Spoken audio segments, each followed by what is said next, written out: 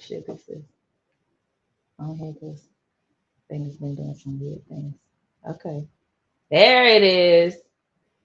Yay, we are live. Hello, everybody. I'm just going to let you guys start to kind of trickle in so that you don't miss all of this great content that we have for you today. And I just really want to make sure that you get the information that you need. So I'm going to let you guys kind of come on in. I hope everybody is doing well. I know not too long ago we had Hurricane Ian that came through some different areas and affected some people. Thankfully, it bypassed Savannah and we didn't have major damage or major issues. We did not have to evacuate. Sometimes that has been one of the things that happens with us. We didn't have to do that. I know, Dr. Williams, you guys are in South Carolina. There were some areas in South Carolina that were affected. Were you guys affected by any of that? Thankfully, no. Not in the area I live at, which is right outside of Charlotte, but I do know Charleston, Myrtle Beach, some of those more coastal areas, they did get a lot of rain. Okay. But thankfully not in this area that I'm in. Okay, good. I know that I'm trying to think. One of the days we were predicted to get a lot of rain. We got just a little bit. The next day it was like beautiful sunshine. My daddy called me. He said, "Hey, how's it going? How y'all doing?" I was like, "We're actually doing all right." So, Mhm. so I was like, I'm very thankful about that. But let's go ahead and get started and get into it because I don't want to hold people too long today. If you have questions, please make sure that you put your questions in the comments. If we don't catch them today, if you find out that you have questions later, then go ahead and put them in there. If you are watching, I have no idea who you are, so thank you so much for joining. But if you want to just put a shout out, a hey, how you doing, whatever in the comments, that way I can say hey, to let you know that I am excited for you guys to be here. As you know, Lessons Beyond the Stethoscope, here we basically are providing tips and tools that you can use in your everyday life because what we know is life affects your health. Like I talk to people all the time and they're just like, I'm just doing life. It's just life and life happens. But when life is happening, it is also affecting your health. And so I want to give you some great tips and tools that you can use to kind of navigate life and make sure that your health and everything stays on track. Today, we are on episode 2, setting your child up, excuse me, episode 3 actually, setting your child up for success, a pediatrician's perspective. And today we have joining us Dr. Jennifer Williams. And she is a board certified pediatrician who currently lives in the Fort Mill, South Carolina area.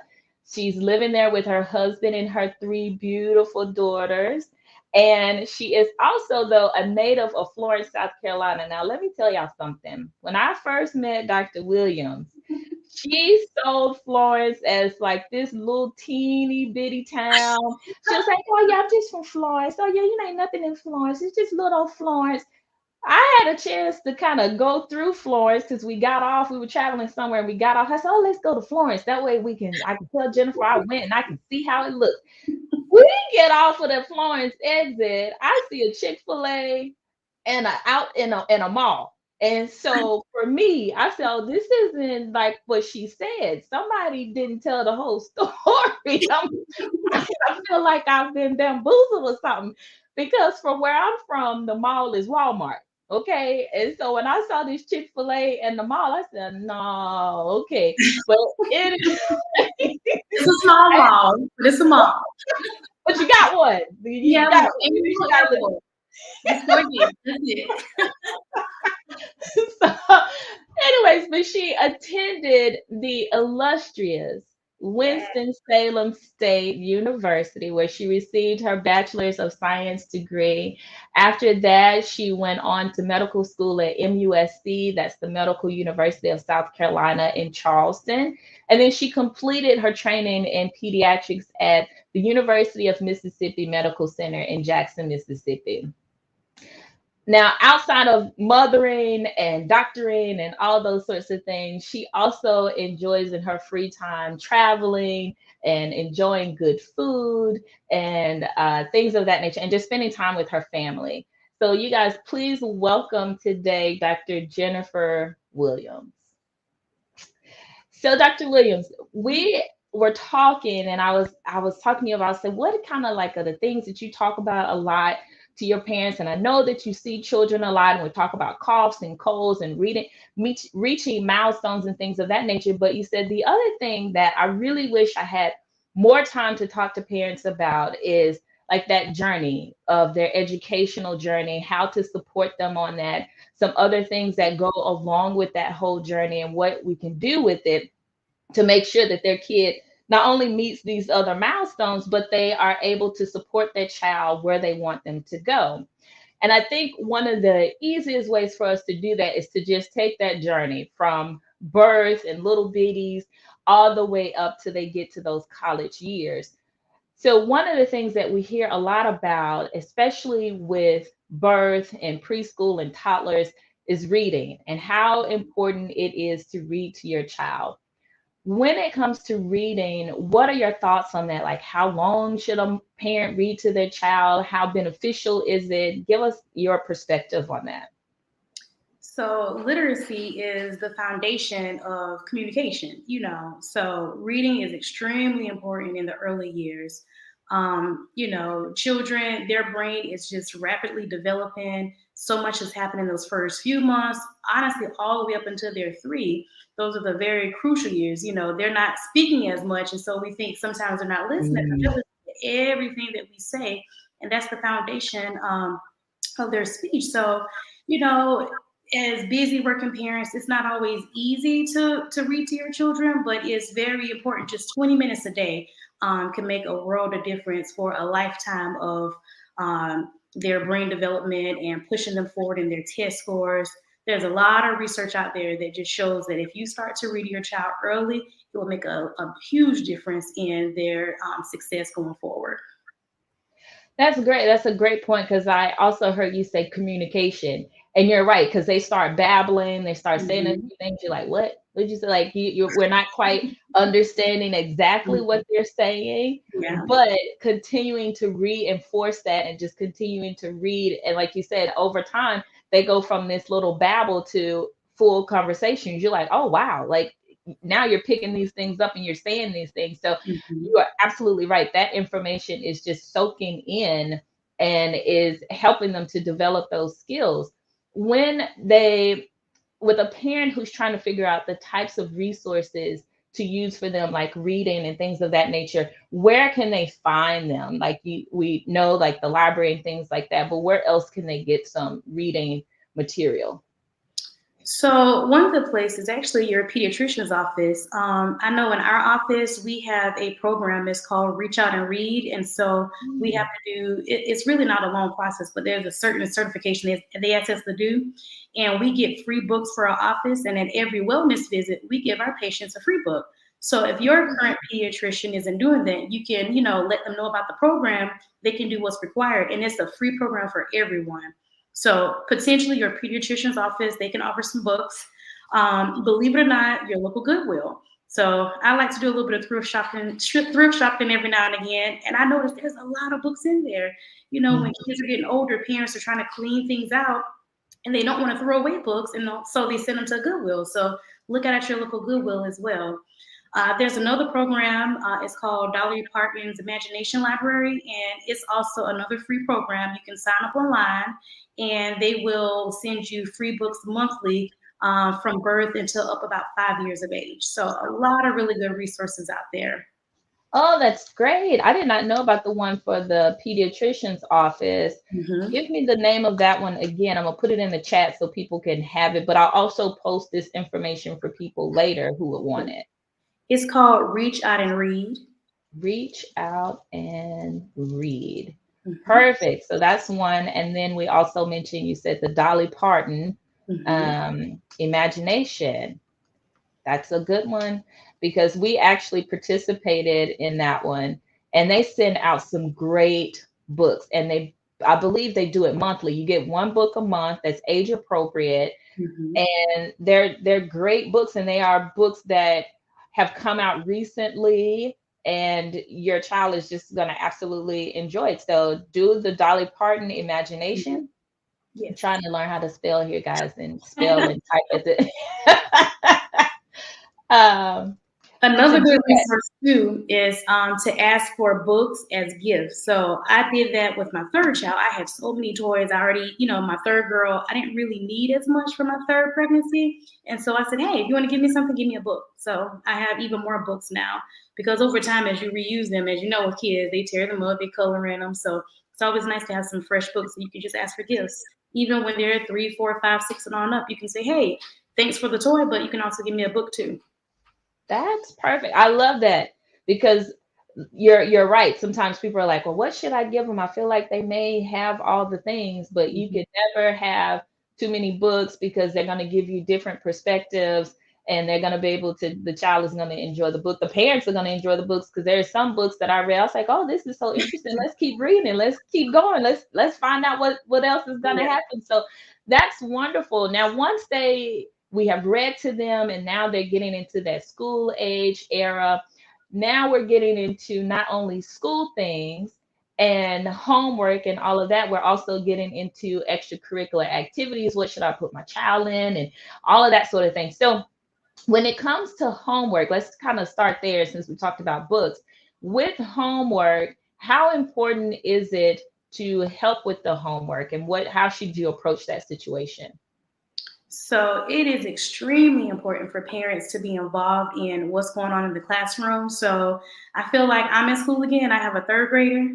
And so, every day I go through her agenda to make sure I know when her tests are coming up. Mm, I understand, let me see your homework papers, because even if they're doing it sometimes at school or in the after school program, someone mm. may not be reviewing it as they should. And I've picked up a lot of mistakes, or I want to make sure my child understood what was going on and not an adult told her, well, this is how you do it. So the work may be done, but it's important to go back behind them to ensure that they do understand the concepts. Um, and the homework is different from some of the things we've been used to. The math has changed. Some of the techniques used for reading and science and so forth, things have changed. So, don't feel bad, parents, if you're frustrated essentially and you don't know what's going on. Just kind of go through it with your student. You can reach out to the teacher and say, hey, can you explain why my child got this question wrong? Because the answer is right, and that's what's happening too. But the process that they have to use to show their work may not get them the credit. So just be in tune with the teacher and kind of what's going on. But helping them out is so important. So even if I have a third grader too, even if I don't like third grade math, I still listen. I realized I wasn't the only one because when I went to pick my child up from school, I heard another mom said the daughter was coming out and she said, "Hey mom, so I got homework." She said, "What kind of homework do you have?" And she said, "Math." And her mom like rolled her eyes and was like, "You gotta be kidding me." And I was like, I'm so happy I'm not alone. I actually was okay in math, but this new math, I was like, why can't it still be old? Because with the old, I can tell you 8 plus 2 is 10. But Mhm. now we have to say 5 plus 5 gets to 10, and we have to show all of this stuff. So, but even though I'm not a huge fan of it, I still should get in there, communicate with the teacher, make sure I understand. And that's the other thing, honestly, is that I realized too, like you said, that the answer may be right, but the process could be wrong. So being able to touch bases with the teacher and say, hey, how do I do that? What should I do? Kind of walk me through this is a great tip because I had to do that myself. The other thing, what about extracurricular activities? So now they are becoming they're wanting to do other things outside of just school. Yeah. How do we hone in on what they really enjoy and how do we support that? So extracurricular activities, like you mentioned, they're important. It's good for team building, their own self-esteem to feel like they can try something new and succeed at it. Um, and so I'm speaking to the busy working parents because I'm one. So it's like a personal struggle for me. But for my kids, we can only do one activity at a time. So this year we've chosen dance. Last year, my daughter, she got to participate in softball. She liked it, but not enough that she went to do it again. And so just try to allow your child to have different experiences and even things they wouldn't think about. You say, oh, you know what? Let's try karate or coding or jujitsu. There are a lot of things, horseback riding. You don't have to stick with the traditional kind of sports and that's it. Your child may be interested in piano. So look into the arts. You can do cooking classes. But don't get frustrated. This is the big one too. Don't get frustrated if your child does something 1 year and then you buy all this equipment and they don't want to do it again. So don't force your child to do something that they're no longer interested in. We all should have the opportunity to explore different interests and not be stuck in one thing or feel bad because, hey, I actually wasn't good at tennis. So now I want to do swimming. And speaking of swimming, that's actually a life skill. I think everyone should learn how to swim. It could save a life. So if your child hasn't had any swimming experience and you need an extracurricular activity, I would start with swimming lessons. That's a really good one to have. Okay. With that, I want to ask you about when you said you bought all the things and now the kid is not into it. So, how should a parent kind of approach some of these activities? Should they go all in and buy all the things first, or should they buy like the basics, see how it goes, and then go from there? I would just buy the basics. You can also buy a lot of things secondhand. A lot of times, Mm. your neighborhood, if you ask around, people have old equipment. I know in my neighborhood group, people are always posting things in like our neighborhood sale page, for sale page. So you can just post, say, hey, anybody have an extra glove if they're interested in softball or cleats or whatever it may be. So I wouldn't go all in with the most expensive thing until you know this is something this child really enjoys. You can also pass it to other family members. Look at your local Goodwill. They have some stores that have like a play it again kind of store. And you can find secondhand things. And that's the same thing for a musical instrument. You don't have to buy a brand new instrument. There are places where you can rent just for a time period, or you can find something secondhand. I love those ideas because you have these moments where the kid is super excited, and sometimes the kid is excited. You talk to them a little bit longer, you figure out that they have a friend that's Mhm. participating in that Yeah. activity, and then the friend is either no longer doing it or the friend is doing really well and really enjoys it, and the kid is like, this is not my thing. So kind of taking that basics approach, I love that. That way you have enough of what you need, and then you can kind of build onto it from there. Now, after we get into these extracurricular activities, they're starting to grow up. We get it into the middle school years. Yes. I know some parents, and I hear a lot of people like, oh, teenagers. Like they give the poor little teenagers such a hard time. Like, I just do teenagers. I can't do teenagers. Like, but I know that what but there are a lot of changes that Yeah. are happening with the teenagers. So I want you to kind of talk about that, some of the changes that are happening, but then some of the things that they are experiencing either at school and how that's affecting them, such as like bullying and their mental health. Yes. So the teenager years are also a very critical, pivotal point in their lives, right? So you kind of made it through the elementary age. You're like, okay, my child is on a good path. They're doing well in school. They're in extracurricular activities, and then all of a sudden they change on you. You're like, Mm, it's not my child. Or sometimes you can even think back to when you were a teenager and you can remember a kid, you like, they were a good kid, but now what happened to them? Like something shifted. Okay. And so with the hormonal changes, all the pressures they have now with the internet and phones, we didn't have those things in the previous generation. mm, So kids are mean. They can do a lot of things anonymously. They can post embarrassing pictures, text messages. You think something's private, you send it out. Now everybody sees it. It's a lot more pressure than these days than what we experience. So I've definitely seen the rates of depression going up. A lot of kids are anxious. A lot of kids, they just don't have the coping skills that I feel they need to kind of get through some of these things. A lot of embarrassing moments are happening and it's the end of the world. You know, they don't know what to do. They feel like they can't talk to anyone. mm, So in our clinic, and most pediatric clinics, they should be doing some type of depression screening, and we can pick up some things there. And so after we have the visit, I look at my paper and I say, oh, I had no idea this child was feeling mm, down and depressed every day, that they had thoughts of suicidal thoughts, or they had a suicidal attempt. So definitely bring your child into to their yearly wellness visit, because you may not know, and looking mm. at a child, you may not be able to tell that they're struggling. And when they are struggling, as a parent, you have to be receptive to say, hey, maybe it would not be a bad idea to get them into therapy or counseling.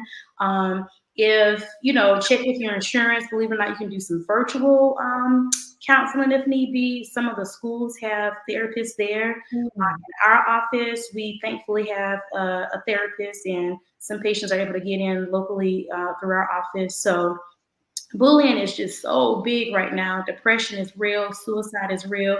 It's the third most common cause of Mm.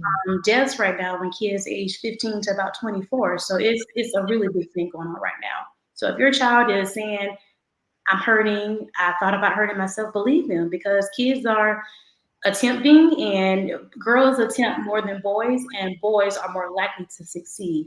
That can be from guns, from hanging, from pills. There's so many different avenues that kids are just silently taking their lives. They write notes, and then you had no idea. How, when it goes to that with the mental health, how can a parent, are there signs? One of my questions, because like you said, sometimes you may not notice it, and like you bring them into their wellness visit, they may either feel more comfortable and tell the pediatrician, or when they fill out the questionnaire, it picks up, it tells you, oh, this is like really concerning. We really need to address this. But are there some physical signs that could be happening that the parents should start trying to pay attention to? Yes, that's a very good question. So if your child is normally outgoing, bubbly, it's very easy to pick up on those, right? So Right. they just seem a little withdrawn. If they used to hang out with certain friends, they're like, no, I just rather stay home. I don't want to go to the movies. Like, you don't want to go to the movies. That's not like you. You don't want to go to the amusement park or whatever it is. If you notice their activities are changing, um, a big one too is how they're dressing. Sometimes they just aren't keeping up themselves like they should, wearing a lot of hoodies, which is a hard one because a lot of Mm. kids choose to wear hoodies. But if your child never really wore big baggy clothes, and they just don't seem to be putting a lot of effort into their image anymore, they prefer to stay in their room. They just seem sad or quiet, don't really have much to say. Those are kind of signs to pick up. But what can be tricky too, there are a lot of kids who are actually cutting themselves. Mm. So in the wintertime, it's pretty easy to hide. You have on long sleeves and pants. But underneath, even in my exam, I may not catch it, but underneath, they're cutting their arms, their inner thighs. They're cutting, under just any place that they can kind of put their arms down or put their legs down. You're not seeing under their panty lines or underwear lines, right in Mm. there, some kids can cut. And that's a way of them coping. So they may not be the kid that's drinking or smoking, but cutting is also a really big thing going on right now. And so, in general, just checking in with your child. So, we always say, oh, they're just being teenagers, or this is just their hormones, but it's still important to have dates with your kids. And, you say, hey, let's just go get some ice cream. Just no pressure. How's it going? And this shouldn't be a once every 6 months. This should be something a little more routine, so they don't think anything of like you're just trying to pry Mm. into their lives. It should be something that you've already adapted over time. And it would give them an opportunity. If they have something on their chest, maybe they'll let it out. They'll let you know, actually, I have been holding this and stuff, and it's hurting. And if you feel like you can't do that with your child, then maybe a trusted adult. It might be the aunt or the uncle or the older cousin. Mm. You take them out sometime and see if they may be, more open or receptive to opening up to another adult. I love those tips, especially the cutting, because it's such a silent thing, it's such a quiet thing. A lot of people don't pick up on it, they don't notice it. And like you said, now kids are able to do it in other areas where they're really hiding it, or you're not really able to see it. But having those dates with your kids and those check-in moments that are no pressure, I'm just checking in to see how you're doing, I think will really open up those lines of communication, so you'll know the next step of what you should do, and what, who you need to reach out to, if that's the pediatrician, if that's the therapist, to Mhm. get them the help and assistance that they need. I love that. So after we've gone through middle school, we've done all those things, the next big moment is high school. And Yes. high school is now career readiness. And I know we talked about like some anxiety and things of that nature in middle school, but I know a lot of kids can start to get anxious in high school, because now they say, oh, what's next? Oh, I got to start thinking about my life and what I got to do and what's next. But how can parents start to calm those fears and get that anxiety to kind of start calming down for their children, to help support them through this process, because not every child is going to go to college. So how do I support you in that? So we have different options. We have college, we have don't go to college, but even before that, to see whether or not which one is the best fit for you, there are different things that we can do. There's shadowing, there's different programs. So can you talk to me about the importance of looking for those different programs and how a parent can start choosing them or looking at them with their child to see, okay, let's see if we should try this program out to figure out what will be the best way to support you. Okay. So with this one, it's loaded. There's so much we can talk about with this one. Right. In clinic, one of the questions I asked, starting out from very little, starting out when they're about 5, I asked this question, the famous question: "What do you want to be when you grow up?" Yeah, it's a weighted question. Kids are like, a teacher, a doctor. Well, they have all these ideas, but when you're in high school, that question becomes a little more real. You're like, I don't know what I want to do, right? Mm-hmm. And so parents, there's peer pressure on the parent side too. It's, oh, your son's a senior. What are they doing? What are they doing? So even as parents, we can push some of our anxieties about what is my child going to do. We don't want our child to be a failure, in our minds looking at other people.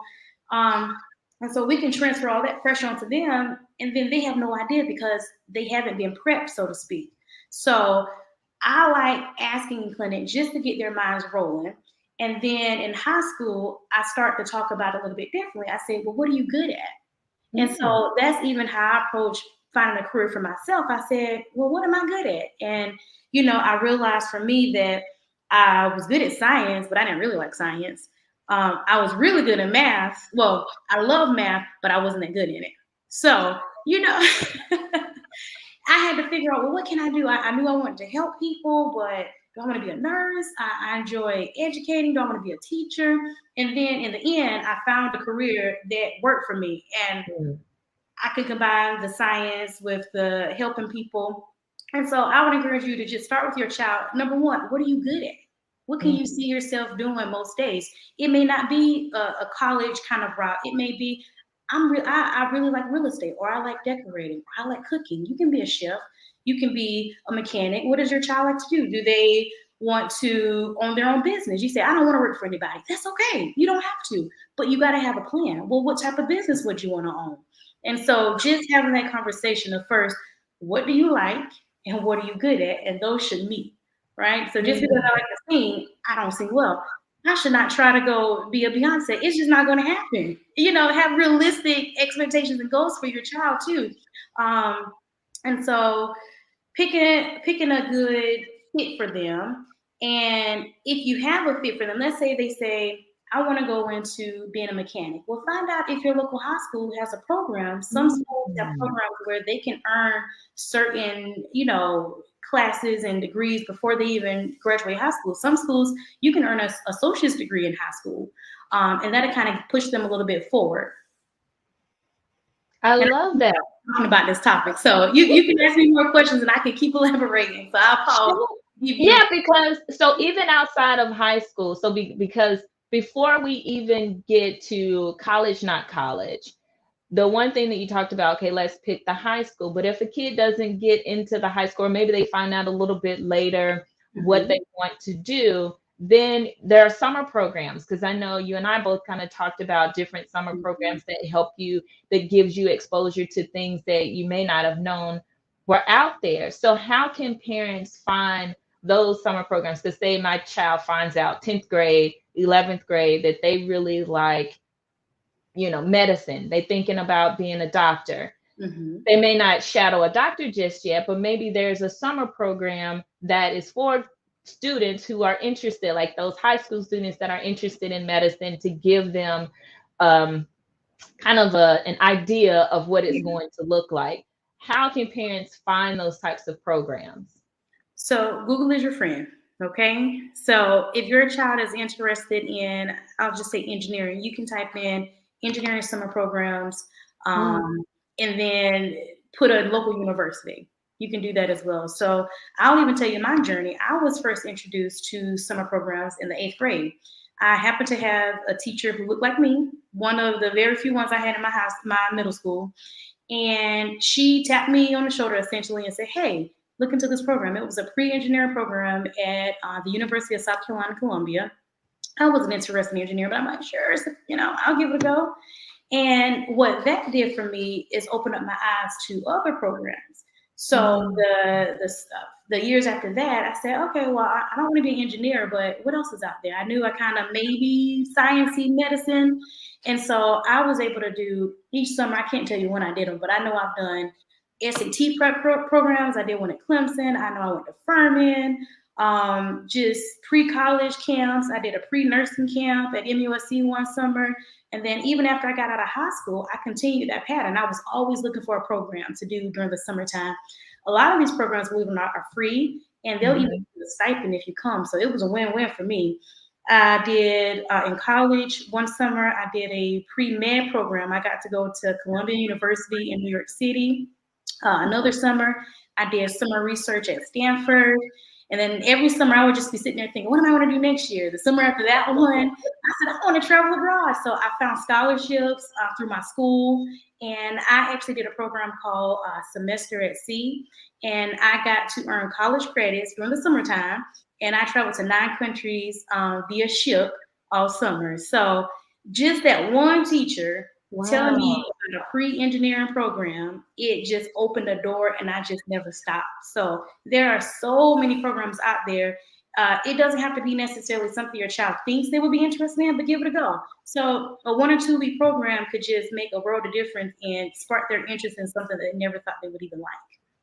That's very interesting because I just knew you were going to say I went to that one program and it was amazing and it was what I wanted to do, and so I just kept going to that program. But to know that you said, I mean, it was okay, but it let me know what I really wasn't interested in. Mhm. But it sparked in me to say, well, start looking for the things that you are interested in. And I love the fact of being able to get your experience, but to get paid for it. Is that not like great to do it? And Great. the the other takeaway from it too, though, is one, being open to the experiences, but two, being willing to travel. So some parents are going to have to be open to say, okay, they don't have this program locally, Mhm. so we may have to go somewhere else. But if that program is going to pay for you to come, and they're going to make sure that you're All safe of while you're there, food, everything. right? They're going to pay for you to live there, all of those things. Then I say be open to the process, because that expands your horizons. What you're looking for may not be right in your hometown, might not even be in your state. But if you are willing to open your horizons and say, let's try it, then I think you will be able to see how many possibilities and opportunities that you actually have. Now, Yes. for those students who are interested and they say, I do want to go to college, with that process, how do parents help them, one, find that college that they're looking for? And then when they get to those different colleges, what should they be looking for in that school? So that's a good question. That's a loaded one too. And in general, I would say start with what is your child's interest. If they want to be an engineer, they really feel like I want to be an engineer. You don't want to go to a school that doesn't have an engineering program, right? Or if Right. they want to be a nurse, they don't have a nursing program. So try to find a school that even if they change their mind about what they think they want to do, Mm. that there are a lot of other good options that they can slide into, so to speak, right? So just first start with what do you think you might want to do? Because if you say I want to be a marine biologist, well, these schools may not be the best fit for you, even though that's where your friends are going. This does not have the program that you need. And a lot of people figure that out, unfortunately, too late. They accept the school because it's a big name school, but it doesn't have really the programs they're looking into. So that's step one. And then in general, I shouldn't even say step one, but don't forget about the financial aid assistance, because Mm. you can get a quality education sometimes in your home state. You don't have to go out of state. So always look for scholarships. So find a college that is not going to put a lot of financial burden on your student Mm. in the future. If you're not unable to pay for their education, that's something to consider, that, hey, we can go to this big school, but will it necessarily help my child reach their goals? You can go to a school and get a full scholarship and still meet your financial goals. So don't forget to kind of pick a school that would not set you up for financial burdens in the future too. So I think that's important to consider your local schools. And when you're looking at the campus, does your child have a car? Will they have a car? If this campus is, large, or can they stay on campus? Is this a good fit? Are there people who I feel like I can fit in with? Mhm. Some schools are known for, I shouldn't throw out an example, but there's some schools who are known for certain things like partying. And if that's just not your child's scene, or if you don't Mhm. think your child can handle a scene being in such a large city, that may not be a good fit. Just trying to set your child up for success. And I'll say this too: some kids aren't quite ready. They know they want to go to college, but they aren't quite ready to commit to college. It's okay to take a gap year. There's no pressure to I have to go to college right after high school. Some kids just need that year of maturity to just work for a year and then go back once they feel like they have a better game plan, or they want to do 1 year of staying at home with their parents and do a community college and transferring. Everybody's path is a little bit different. So if your child speaks up and say, "Mama, I'm just not ready to go to college this year. I really just want to take a break. High school was very difficult for me, and I don't think I'm mentally, emotionally prepared to just jump right into the college." So listen to what your child has to say. If they say, "I don't like this school," okay, they don't like the school. Not, "Well, you need to go here because 5 people in your family went here and this is the school for you." So Mm. what their interests are, if this is a good fit for them, and if they have their career of choice and slide into another career of choice, is that even an option at this school? I know this is such a loaded thing because college is a lot. There is a lot that Mhm. goes into looking for what the college is going to be able to do and how it can support you. And I know we've talked a lot about parents, but even with the students, for them, and I can't think of the department, maybe but as far as support, because one of the things that I didn't know when I went to college was this environment is here for you and they should be supporting you. And there are a lot of different resources that are there. And I know of other people that I talked to that also felt the same way. They because in high school you knew those people and you knew your teachers and all, and now you're at a college, you're in a totally different environment. You have no idea how these people are going to support you. But as a student, can you touch on a little bit maybe about how to make sure that you're going to get that support? And are you able to figure that out when you go to that college campus to do your first look or whatever? Is there a way for you to say, oh, okay, yeah, I think these people are going to support me, or these people are going to say, you're on your own, you have to figure it out, you're an adult now, which we all know we're adults, but this is still a different situation. So is there a way that students or even parents can look and see how well this university will support this individual student? So there are, as a minority, there may be like a multicultural center or advisor that is particularly, specialized for minority students. So to see first, does your campus have something of that nature, or even a Black student union, for instance, or Hispanic student union? It's always nice to see if there's some type of support for your minority. And then for your major, it's always a good idea too. If you pretty much at that point know what you want to major in, you can go talk to the chair of that department and kind of get Mm, some feedback and say, "Hey, can you tell me what some of your recent students have done after graduation?" And that's a big one too. You can graduate, but if they're not getting into the type of programs that you're interested in, that could be a red flag. So you can go to school X and major in biology, but no one is going to medical school in, mm, there's one student who went to medical school in the past 5 years, and they may not have the best advice for you as far as getting you into medical school, or whether it might be vet school or pharmacy school. So if you already kind of have an idea of what you want to do, definitely go to that department and find out. Tell me more about your recent graduates, and see if they can tell you how they supported them to get to the next level. great. Well, we have talked about a lot of different things, and we truly have taken the journey from birth all the way up to getting these children into college or wherever they want to do after high school. Are there any other tips or information that you would like to leave us with so that we can have everything that we need?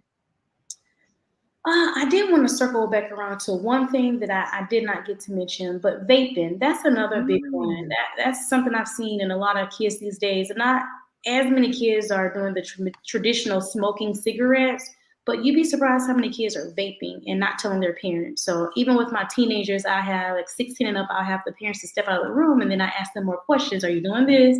Are you doing that? And I can give them some information. And I'm seeing a lot of children vaping. It's a sneaky little way the tobacco industry has gotten kids addicted to nicotine in a different way. mm, And so check in with your kids to find out too, are they vaping, or if you see any odd contraptions and you're like, what is this? mm, You might want to take a picture of it and ask, look on the internet and, try to figure out what is it that my child has. It could be something for, vaping or something else that you're just not aware of. So that is one thing I want to bring out that I missed from earlier. But overall, just for parents, it's a journey. You're not perfect. Every child is different. They're not going to follow the book. There is no book on parenting per se. I mean, you can read different books, but your child is not going to do everything the way another child does. And when you have different children, they have their own personalities. So you can't expect one very go-getter child to be the same as another child. They can be successful in their own right. You just mm. want to support them where they are, and don't beat yourself up over if they didn't turn out the way you thought they should. They can still be a good human being and a productive citizen in life if they don't go the route that you thought they should. So just give yourself a little bit of grace, and it's going to be all right. Oh, I love that. I know you're speaking to us as a doctor, but you also have that mommy wisdom, and you're speaking to me as a mommy by saying, give yourself some grace. Yes. Because that comparison thing, oh, well, Johnny is doing this or Sarah's Oh, doing that. Listen, look at your little people and make sure that you are supporting them so that they can just be good humans. That's the thing that I love that you said.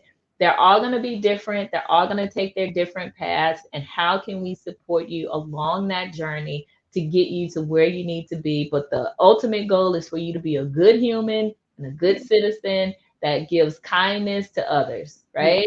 That's my goals. I want kind people. So I really appreciate you taking the time out to talk to us today. I have a feeling we're going to get you back in here to elaborate a little bit more on some of these other things, because our children are starting to experience some things that we have not seen.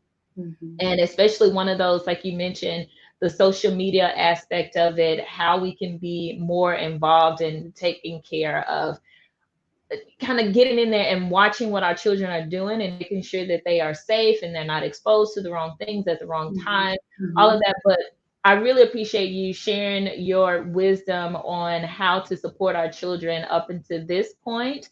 And you guys, thank you so much for tuning in. We will see you soon, and I will come back shortly with some more information. Thank you so much, Dr. Williams. You're welcome. Thanks, guys.